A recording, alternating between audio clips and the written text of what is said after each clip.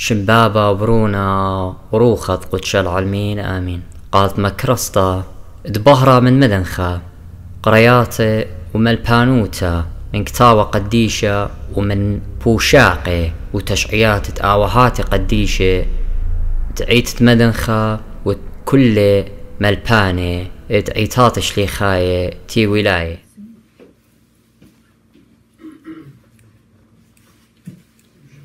We're on? Okay. So, again, welcome everyone, and welcome everyone that is watching us live. Today is the second meeting that we're officially meeting in this Bible study, this new spiritual family that is formed.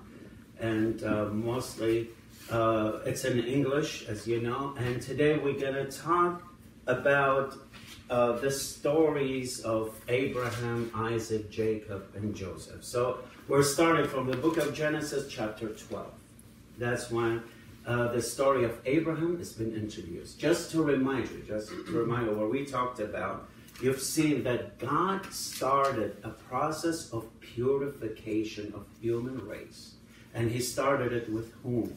After people started getting, increasing in the world, and they were all not being like the inclination of their heart was evil. They all were after evil, not after God. Nobody was seeking God except one man, which was Noah, right? And we talked about the story of Noah, and that's when the purification of human race, not just purification, but the story of humanity when Adam and Eve left paradise, Jesus or God had a plan to come to save us. So how did he come? The specificity of his coming started from purification of human race through Noah, and now is the second step. After Noah, as we know, God blessed one of his sons, which is Seth, right? That Shem, actually. He blessed Shem, and then from the descendant of Shem, that Jesus would come. So who was the person that he chose from the descendants of Shem, who was living in Ur, which was in Iraq, the Ur of the Chaldean, which was like south of Baghdad, and a few 100 miles from Baghdad. Abraham was living there, and he's descendant of Shem, right? Now, Abraham, what did he have that was different than anybody else? Because all of his family members were used to worship idols, except him. He was close to God, he knew God, and he started worshiping him. Even in that pagan world at the time. But he was focusing on God. So God chose Abraham. And he was called the friend of God. What other names Abraham had? He was the father of our faith. Why we say that? We're going to learn right now what happened to Abraham that made him be called the father of our faith. It was because God talked to him and told him, I'm going to bless you. And he was 70 years old at the time, and his wife Sarah was 60 years old. Imagine, they didn't have kids. And God tells him that I'm going to make you a nation. And through this nation, all the nations of the world will be blessed. Abraham at the time probably couldn't even think or fathom what's going to happen. But imagine somebody at 70 years old, didn't have kids, but he's going to become a nation. And he also later on in the Bible will see God will show him the stars. And he tells him, can you count all these stars? No. This is how many descendants will be coming from you. That I'm going to increase you and make you fruitful, and a nation will come from you. Okay. But he asked him to do something by faith. To leave where he was living for years, where his family and ancestors were living there for years. and he asked him to leave Iraq, Mesopotamia, and come to the Promised Land. And you know what's interesting? Because this is God's plan. He wanted him to leave Ur to come to Urushalim, which is Jerusalem, right? Leave Ur, which Ur means city in our language, old language, and to bring him to Urushalim, which is the city of peace. That's where Jesus would be coming from. But basically, he wanted him to be in Israel, so his descendant will be there, and that's the Promised Land. That is flowing with milk and honey. That's how God described it. Okay, so what did Abraham do? Abraham, God gave him instruction to leave that area. Him and Sarah and whoever, he has some servants in the household, but he took his nephew, Lot. And Lot also had a family because he didn't have kids. So he was very close to his nephew. As I can relate to that because I don't have kids, but I have nephews that I love them as my own sons. So I'm imagining what he did at the time. He took Lot with him on this journey. Okay. So as you're going to read, there's a lot of things happening here. But what we want to kind of know some key things that we have to understand with the story of Abraham. A lot of you know the story of Abraham. You probably read it and you heard it, you've seen it in movies, but we're going to talk about some things that are very important, some concepts that we have to understand and why God did certain things. Okay, so it says, at a point, they had, of course, at the time they had sheep and everything. So Lot has his own servants and Abraham had his own servants. And they started increasing that the land that they were staying in was not enough for both of them. And it says they'd start quarreling, the servants of Lot and servants of Abraham. So Abraham said, you know what? We're going to do this peacefully. So I want you to choose wherever land you want to go, and I will choose the opposite way. Because there's big land here. And we're talking here around, like in Jordan area, around Jordan and Israel, that area. Lot is choosing which land. Who knows? Where did he go? It's beautiful. To trees. To Sodom. And you guys heard Sodom and Gomorrah, right? Sodom at the time was a really nice city. A city that was a lot of enjoyment in it and people entertainment, and a lot of people would go there to be entertained and to have joy and have a vacation. Basically, it was a very nice city. It resembles today's Las Vegas. That was what Sodom was.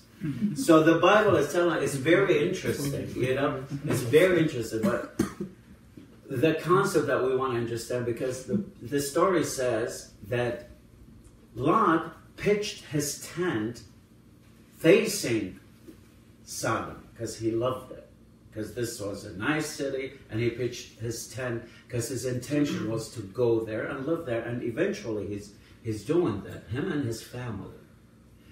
But they're going there, and he's getting a really good position there, like in a government. There. So he was one of the elite people in that city. And that city was known for the entertainment, but that was there, it wasn't godly entertainment, So it was a sin city at the time, just like our sin city right now, right? But Lot and his family loved that city. Okay, what concept we want to understand from this story? We have to know what's the difference when Jesus is saying you are not from this world. You are not of this world. Jesus said, I'm not of this world. So when he says the world, what's the meaning of this word when Jesus or the Bible is referring to the world? When we say certain person, he's living in the world and he's not living for Christ. What is world when we say we're living in the world?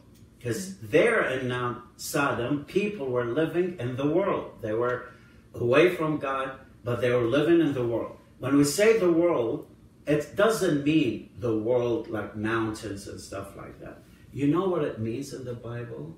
The world, that the meaning of this word is the system that the devil, who is the prince of this world, the system that he created, so people would be attracted to it and be part of it to deny God and be closer to him, to the devil. So it's a system that he creates. What's the system right now? You've seen, like right now, if you ask some Americans that they lived in the 40s and 50s, is it the same, the system around us? No. Are the schools the same? No. Because I'll tell you, back then it was different. People were not like the way they are right now. So that system, to be part of it, is called the world. And in this story of Lot, God is showing us what he means by a person who's living in the world. Because Lot chose and was attracted that life, of that system that Satan created on the face of earth. That is the world. And he makes it so enjoyable to attract us and draw us near, right? So Lot is going there, having a good time, enjoying the city, when God is trying to destroy Sodom. Why? Because everybody was doing evil. It was a sin city. And Lot was in the middle of this city. So God is sending 2 angels there to protect and ask Lot and his family to leave the city. The story is so beautiful because now we know why Abraham was called the friend of God. Because there's a conversation that doesn't happen between ordinary people unless they're really close. Guess God is telling Abraham that I'm going to destroy Sodom because there's a lot of sin in it. Abraham is asking God, are you going to destroy Sodom if there is 50 people that are believers there? Would you destroy it? And God is saying, okay, find me 50 people and I will save that city. I'm not going to destroy it. Then Abraham is like negotiating with God. That tells you how strong their relationship was, you know. So he's telling him, okay, what about 40? What about 30? What about 5? He's going down. Every time he's asking, okay, what about there's 5 people that are good? Are you still going to preserve? God is telling, okay, show me 5 people that are good and I'm going to save the city. But he couldn't because everybody was away from God and everybody was sinning there. So God is destroying with brimstones, as you know, and fire, that he's destroying Sodom, okay, because of that. Lot, the story said that the angels are telling him that there will be brimstone and this city will be destroyed. Lot is taking his time to leave the city because he was so attached to it. So this story is telling us how we're attached to the world. And there's a lot of good things sometimes that they draw us, you know, away from God. You know, they're pulling us away from God. And that's how Lot and his family were. They delayed like a day or two until they left. And you know the story that the angels told them, do not look back. Who looked back? Because she couldn't leave her darling city. She looked back, Lot's wife, and you know the story tell. She turned right away to pillars of salt. Because God basically warned them, but they didn't listen. They disobeyed. Even the angel told them, don't do that, but they did. Okay. So that's a story. We get the concept of how is living in the world, because Sodom represents the world. When you want to explain to somebody what it means when Jesus said, do not, you know, you are not of this world. When he talks about this world, it's the system that Satan created on the face of earth to suck all the believers in and get them away from God. Okay. Next story. There is you know how parents, I'm sure if I go to Bridget's house, there's a lot of pictures of Asher, son, or even my mom looked a lot of pictures, not just one picture of her son, but a lot of pictures. God also in the Old Testaments, you'll see a lot of stories that he did. They were like pictures of Jesus and what's going to happen to Jesus before, thousands of years before Jesus comes. So the next story is when God is asking, before that is the promise of God that you're going to have son to Abraham, right? And we probably all of us know that Abraham waited about 10 years. So now he's about 80 years old. And he didn't have kids. His wife, Sarah, said, it's been 10 years. What happened to God's promise? But I'm afraid that we're going to get older and older. Why don't you sleep with this servant that we have? She's young, and her name was Hagar from Egypt. Why don't you have a baby, and I'll take care of him, and he'll be like basically adopting a baby, right? And he's doing that, not waiting for the promise of God. And as you know, Hagar was pregnant, and she was hated by Sarah, and they had problems, so she wanted to flee from there. And on the way, this is very important as well from this story, an angel is appearing to Hagar, and it's telling her to go back, okay? Go back to Abraham and Sarah and submit to her. Because what you're carrying, remember, God promised Abraham, your seeds will be a nation. Unfortunately, Abraham married Hagar, and he had a baby from Hagar. And guess what? The seed of Abraham still gonna be a nation. But now, this nation is not the nation that God promised. So the seed of Abraham, who Hagar, which wasn't his wife, so angel told Hagar that you're carrying a nation. The hand of this nation will be against the whole world, and the whole world will be against this nation.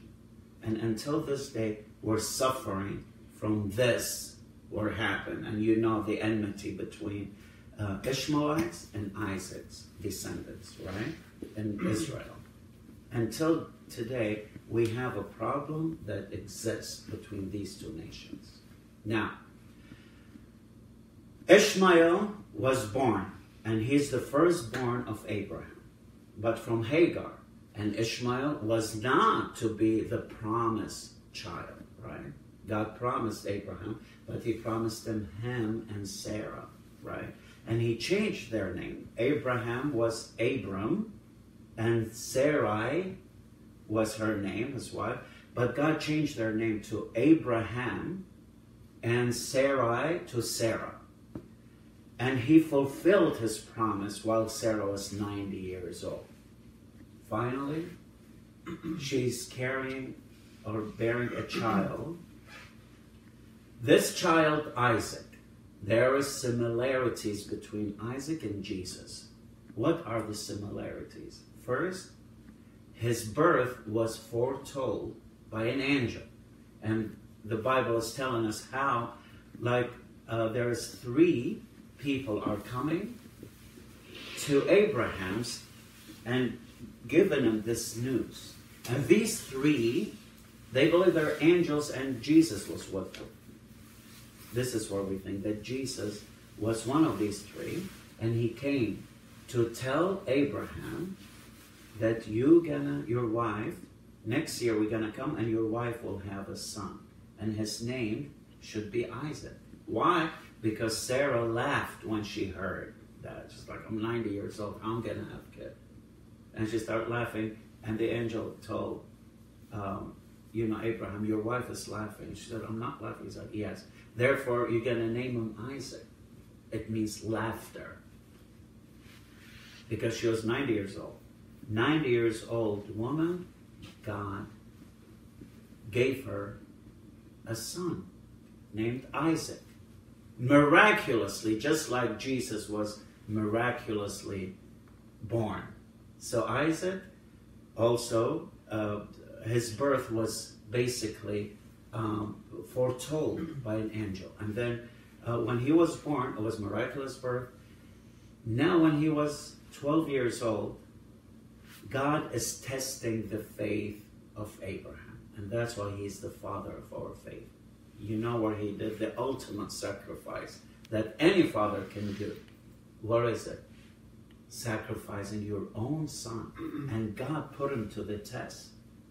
And asked him to take your son to the top of a mountain. And this is very nice. And I wish you guys been to Jerusalem, because when you go there, you will see this mountain where Abraham took his son to the top of the mountain and to give him as a sacrifice to God. Abraham obeyed, did not say, no, I will not do that. Even his son, he was willing to sacrifice his son. That's how much he loved God.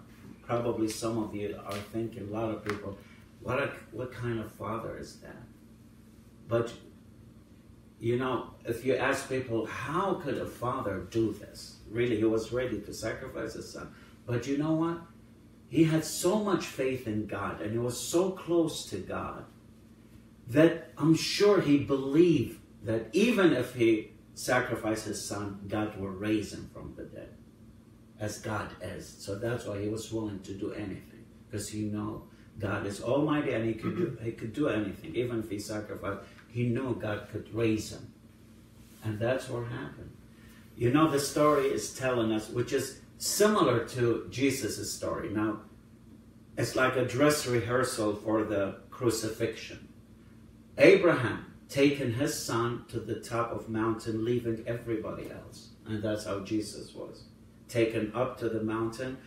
And the story says that even Isaac was carrying some wood with him, just like Jesus was carrying a cross. And Abraham taken him there and ready to offer him as a sacrifice. And you know what's happening? Before he was close to sacrifice his son, there is a sound, you know, coming and telling him to stop. Don't do that. And God told him that now I know how much you love me, you know, because you didn't hold your son from me. So when Isaac, the story says, when Isaac got to the mountain also, he told his father, well, they're going up. We're going to offer a sacrifice. But where's the sacrifice? We have the wood for it's a burnt offering. They're like, there is wood, there is fire, but where's the sacrifice? And this is beautiful. Abraham said, don't worry, because God will provide a sacrifice for himself. And that's what happened. When God stopped Abraham from sacrificing his son, you know what happened? He looked on a side, and there was a ram, like a kind of sheep, a ram with horns that are, and the horns were stuck in a thistle, and the thorns there. So these horns were stuck in the thorns, and that's the lamb for sacrifice, resembling how Jesus will be the sacrifice for us, the Lamb of God, right? So even the horns were stuck in the thorns, and remember, Jesus had what kind of crown? Made of thorns. So he sacrificed that ram instead of his son. That mountain, Mount Moriah, and I was thinking about that. Moriah in Arabic, Arabic is kind of derived from the Aramaic language. Moriah means mirror, which is a reflection. Because you can see the reflection of the Calvary of crucifixion. It was exactly, that's what God was telling us. This is what's going to happen on this mountain. Because the same mountain is the mountain where Calvary and crucifixion happened. How wonderful that is. God was showing us a picture of his son. How will he be crucified? Any questions or concern about Abraham's story so far? one more thing that we have to know about the story of Abraham. Along the story, you'll see in one of the chapters, Lot was captured before he lives in Sodom. Or while he was there, he was captured by other cities or other armies. So Abraham is going to liberate him, and he's going to liberate, and then the Bible says there was a priest there out of nowhere. There was a priest. That Abraham went to that priest and gave his tithe, an offering. He offered like how God commanded us to give like a tithe and 1/10. So Abraham also is going to give a tithe to this priest. You know what the name of that priest? Because if you ever ask, that's one of the trickiest questions. Which one was the first priest in the Bible? A lot of people would say Aaron with Moses, but no. Before that, while Abraham, at the time of Abraham, there was a priest called Melchizedek. Yani Melchizedek, which is the king of righteousness. Who's the king of righteousness? Jesus, nobody else. So also this is an indication where Jesus showed himself in the Old Testament, because he's God. And he was, even before this creation was created, he was there at creation. So that's one of the places where it shows that there is a priest. His name is Melchizedek. Any questions or concerns about Abraham? Yes. Couple questions. Yes. So this is basically when like the Jewish religion starts. Started from Abraham. He's the father of all Jews. Then the priest, what religion is he? It doesn't say like what religion, but there was a priest that Abraham went and bowed and offered and worshipped basically. And then the name is King of Melchizedek, which is King of Righteousness. So of course everybody says, all the commentaries, theologians, they know that who else would be the one that Abraham would go and give tithe and worship him as a priest. And he's our high priest, right? Jesus is. Okay. So now the story of Abraham and Isaac.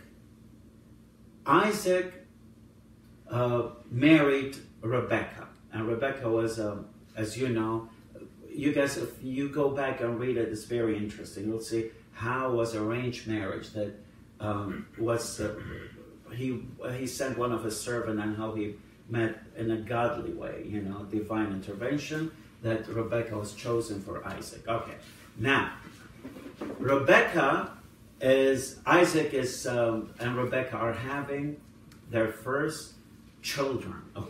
They had twins, right? Esau was the firstborn, and Jacob. What does the name Jacob mean? Huh? He was doing trick. Huh? He Yeah, but Jacob, because they were twins. You know why they called him Jacob? Because Esau was born first. But as he was born, his leg, Jacob was holding the leg of Esau when he came. So they called him heel grabber. That's what Jacob meant, a heel grabber. And he was that zealous. And you'll see that these two sons, God, you'll see later in the Old Testament, God is telling that he loved Jacob and he didn't like Esau. Why? Because Esau was easily, he gave up on spiritual things. He was more into the world and more into the flesh, less in the spirit. That in an incident it says that he was hungry. And because he's a firstborn, he's entitled to the blessings of the firstborn. And he's selling his rights because he was hungry, just for fleshly stuff, for food. he asked Jacob to make him a meal, and he told him, I'm going to sell my earthly blessings, or my spiritual blessings. I don't want my firstborn. Why? Because he was hungry. As simple as that, he sold. Can you imagine the blessings of the father?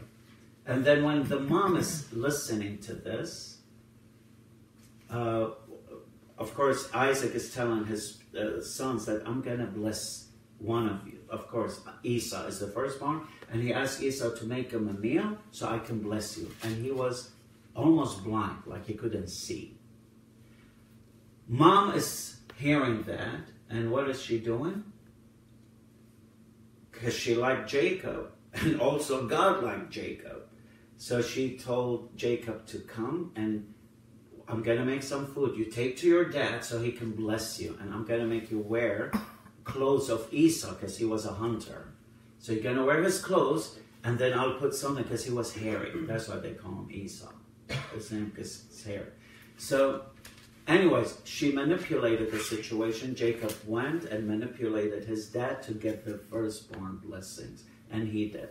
So Esau was manipulated, was very upset, so made Jacob flee from that area to go to Rebekah's relatives. She sent him far from where they lived. Now, so that's the story between these two brothers. Because now, clearly, God is choosing Jacob over Esau. We're talking about the lineage of Jesus. So now, Jacob is. On his way, this is beautiful also. And for those of you that, I'm sure all of you have seen our church, and the altar, what do you see there? Stairs to heaven, right? That was the vision that Jacob saw in Bethel. In an area, he slept there while he was running away from his brother. Before he gets to his relative, he slept, and at night, God gave him this vision of stairway to heaven and angels going up and down. So when he woke up, he knew this area, he saw this stairway to heaven. So he called that area Bethel, which is in Jerusalem as well. So Bethel, it means Betet Allah, Beth-El. That's the area that he called it. So he saw that vision. He went to his relatives, and you know the story of Jacob, that he was in love with Rachel, and he asked her hand, but her dad asked him to work for 7 years. And then he was lied to, because when he got married, apparently Rachel's sister was the bride, and he didn't know that, because, you know, they made her aware. They didn't tell him that this is not Rachel. So he married, her sister was older than Leah. And then he worked 7 more years for Rachel. But with Jacob, I know, for 14 years to get to Rachel. So he had sons. Now, what's important about Jacob, God is changing his name to what? To Israel. That's when the name Israel comes from. So Abraham begot Isaac, Isaac got Jacob. God is changing the name of Jacob to Israel. Jacob, he's having 12 sons, and this is very important to understand something. 12 sons from Leah, and from 2 servants, and from 2 concubines, and one, his wife Leah, and 2 from Rachel. Rachel, after 14 years, is marrying Rachel, and he's having 2 sons, Joseph and Benjamin. The rest 10, sons that he had, each son represent 1 tribe of Israel. Remember, Israel had how many tribes? 12 tribes, right? So 12 tribes of Israel, each son of Israel is 1 tribe, okay? So the story of Jacob, of course, he's having these sons. He's preferring, out of these sons, 1 son is chosen, like he loved more than the others. And he blessed him, which was who? Joseph, right? So up to this point, between Abraham, Jacob, and Isaac and Jacob, any question or concern you guys have about this story? No? Because the rest then would be the story of Joseph and his brothers, which were 11 brothers. It says that Joseph was loved by his dad a lot. That his dad gave him a coat of many colors. You probably heard that. He gave him a special coat of many colors, and he was beloved of his dad. And God gave him a very, very special gift of interpreting dreams. And God is using that for him, and you'll see it later on. So Joseph, he loves his dad, and dad loves him. And he sees some vision that he shares with his brothers, you know. But these dreams are indicating that all of them will bow to him, you know, even though he's younger than all these brothers and sisters. But in his vision would see things that are indicating that his brothers would bow unto him. So they're very jealous of him. The brothers are very jealous of him. So the story also, Joseph, is another portrait of Jesus, because Joseph, again, has been treated bad by his brothers. They tried to kill him, but instead they're selling him to go to Egypt, right? So when they're going to Egypt, he's been sold with some silvers, you know. And guess what? Jesus also, Judas, took some silvers to sell him out, right? So Joseph is betrayed by his brothers, and they're telling their dad that he was devoured by an animal. So they're taking the coat with blood on him, because they put him in a pit, then they sold him to slavery to Egypt. So now, why this happened? Why would the brothers sell Joseph? It's very evil, you think about it. But later on in the story, you'll see that even though they meant this evil to him, but God took this situation and made it for the benefit of Israelites, or the family of Israel. Any question or concern? No? You guys are so quiet. Robbie, Yes. sorry. So it was Jacob, you said, was had who was Vision, stairway to that heaven. Bethel, is that Bethel. Bethlehem or no? Pardon me? Bethlehem or no? Is that the same city? Bethel, I think it's separate than Bethlehem. Okay, so they're two Yeah, separate. they're two different ones. Yeah. Bethel by itself, I think it still exists there as a Bethel. Okay. Okay, but Bethlehem is different. So Because that's Bethlehem is Bet Lechem, okay? Oh, okay. It's the house of bread. Okay, Bet Lechem. And who's the bread of life that came from heaven? It's Jesus. That's always called that. Okay, so the story of Joseph, it's when he's getting into, into Egypt, one of the rich people is kind of putting him, hiring him in his house. But then he was so good that he's becoming a manager of this house. And you know the story that the wife of that rich man is, she saw him as beautiful, and she tried to go in bed with him, but he refused. But then she claimed that he did something to her, and then they arrested him and put him in jail. In jail, you know that there was the cupbearer and the chef and cupbearer of the Pharaoh they were in jail. Okay, so what happened there? Both of them are seeing a dream. And Joseph has been able to interpret their dreams, that one of you will be freed and one of you will be killed. And that was fulfilled. So the one that was free, which was the cupbearer, he's going back to Pharaoh. Joseph told him, remember me, guys, I interpreted your dream. So remember me one day when you're by Pharaoh. Remember that I'm in jail here and help me out. So when Pharaoh is seeing a very weird dream, and the dream says that he's seeing 7 cows that are fat, and then eaten by 7 other cows came in, and they were very skinny, and they ate these other 7 fat cows. And he wanted to know what this dream is. Nobody could interpret it except Joseph.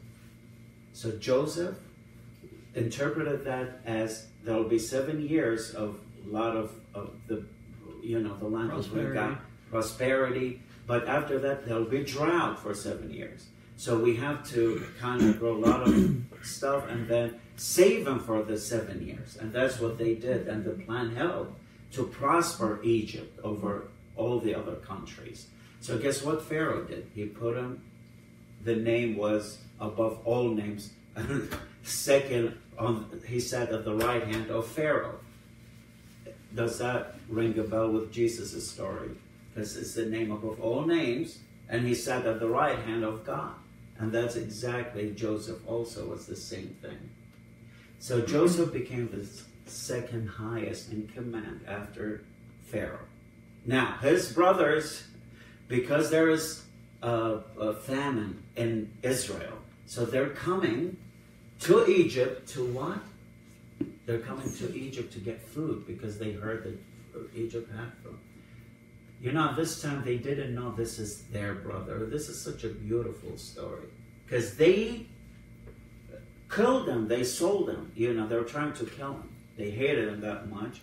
And now he's the top man in Egypt. And they're going there to get food. He recognized them, but they didn't recognize him because he's not in this position and he's gotten older probably.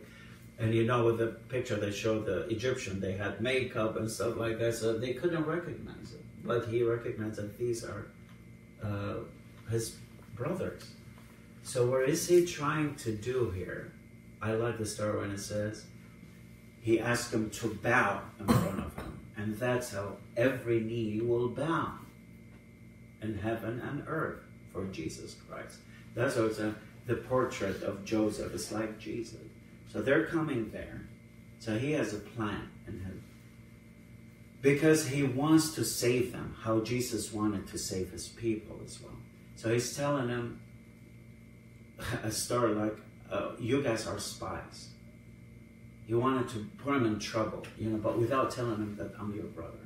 But he's telling him that, who says that you're not spies? You're not here for food. You probably just want to kind of get some information about how weak we are here, what are our weaknesses, so you guys can attack us. So they said, no, we're 10 brothers right now, and we have 2 more, like one of them is dead. They're referring to Joseph. And our youngest brother, Benjamin, is still with our dad, and our dad is so old, and it's like, okay, I'm going to keep one of you here and go and get your younger son here. Because he wanted to see his brother, who is a brother from father and mother, Rachel's son, which was Benjamin. So he made that, and they went back and brought Benjamin. Now he wanted to keep Benjamin and not let him go, because he is the brother from both parents, So he did a trick.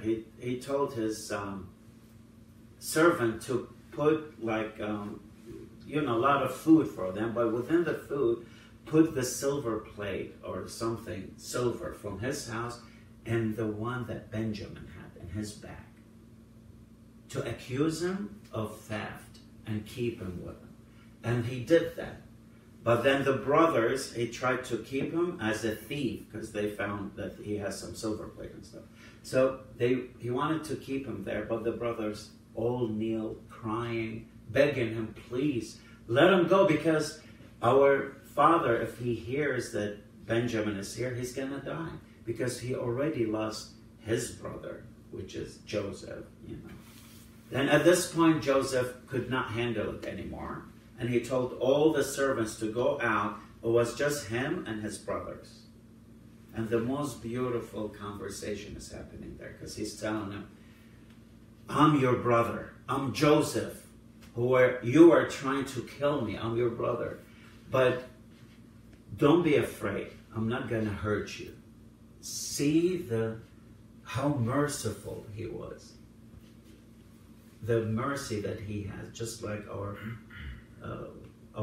Redeemer, Jesus Christ, the mercy that he has for us. He told him, don't worry, even though you tried to kill me, just like people who tried to crucify Jesus. But Jesus said, Lord, forgive them, because they don't know what they're doing. He forgave them and said, don't worry. The evil you did to me, God took that evil and turned it to own good. Because if I wouldn't come here, we wouldn't be saved in this drought. But now I'll be the reason for our family, the Israelite, the 12 sons, all of them to come to Egypt and live in prosperity, and he would take care of them within the drought. So he was the refuge for them. So that's where the story ends in Genesis, when Joseph is bringing Jacob, his dad Israel, and all 11 sons with their families, which are the 12 tribes of Israel, and bringing them to Egypt to live there for 400 years. They're living there in Egypt 400 years, and from just few hundred people, they're increasing to 2 million people. God is making them so fruitful to bring a lot of, because as he promised Abraham, that you're going to be fruitful, and nobody can count your descendant. They'll be as numerous as the stars and the sands of the sea. You can't count it. That's how numerous they were. So now they're 400 years in Egypt, and they're Joseph, of course, and his brothers. There will be some other kings and pharaohs are coming. That's the end of book of Genesis, and now it's the story of Exodus that we're going to do next time when we get together. After these 400 years, how that just one person, Abraham, his descendant and grandson and great-grandchildren, becoming a nation of 2 million people. Now, instead of being just a group of people, God is making them into a nation in Egypt to be called Israel. And that nation, God wants to become their king and their Savior and Lord. And that's what book of Exodus will be, when God has taken those people and making them into a nation of Israel and bringing them to the promised land. Amen. I know most of you heard these stories, but we wanted to kind of do key stuff, especially for people who never heard these stories. Just what are the things we can get from the story of Isaac, from Jacob? So there are some little things here and there. We didn't go into a lot of details, but one of the important things that we didn't talk about, but it's very important, especially when one day you guys become parents, it's the blessing that Isaac gave to Jacob. Remember, he manipulated his dad, and dad prayed over him and blessed him. Then when Esau came back and told Isaac that, it's me, I'm Esau. Who did you pray over? Because it wasn't me that you prayed over. And the story says Isaac started shaking, and he started crying. Then Esau said, please, can you bless me as well? This is very important to know. What did Isaac say when Esau asked him to bless me as well as you blessed Jacob? You know what Isaac is saying? The blessing I gave already went out. I cannot take him back. So I could not. The firstborn blessing, I already gave him out. I cannot take it back. So by mouth, I gave that blessing, and it's gone. I cannot take it back. And guess what? The parents of these days the blessing that they have to say over their children should be on daily basis, these blessings. And to be very, very, very careful if they ever, God forbid, curse their children. Because once the curse is gone, there is no return, as the blessings is. So they have to be careful. And blessings, always bless your children with these blessings.